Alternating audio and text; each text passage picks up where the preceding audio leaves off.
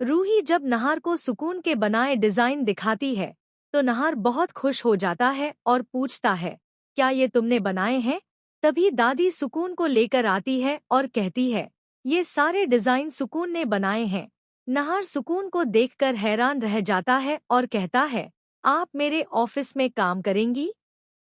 आपके डिजाइन कमाल के हैं। जब दोनों हाथ मिलाते हैं तो नहार सुकून की तरफ देखने से खुद को रोक नहीं पाता। यह देखकर रूही चौंक जाती है, जबकि दादी मन ही मन मुस्कुराती है। लेकिन रूही को नहीं पता होता कि सुकून कोई आम लड़की नहीं, बल्कि वही पेंटिंग वाली आत्मा है। कमरे में जाकर सुकून बॉक्स खोलती है, जिसमें वही पेंटिंग रखी होती है। वह मुस्कुराकर कहती है, अब नहार सिर्फ मेरा होगा और रूही उससे हमेशा के लिए दूर।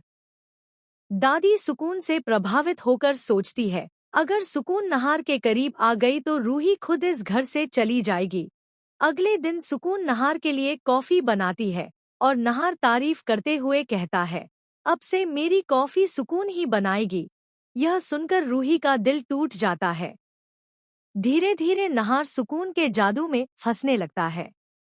दादी सुकून से पूछती है, तुम्हारी शादी हो गई क्या?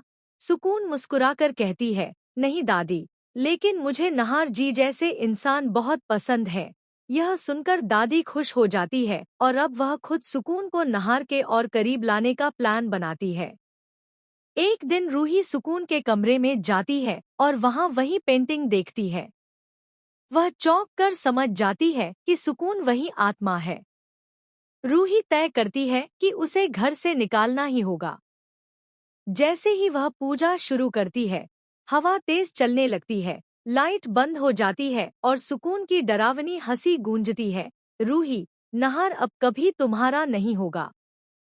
पेंटिंग से काला धुआं निकलता है और पूरा कमरा अंधेरे में डूब जाता है।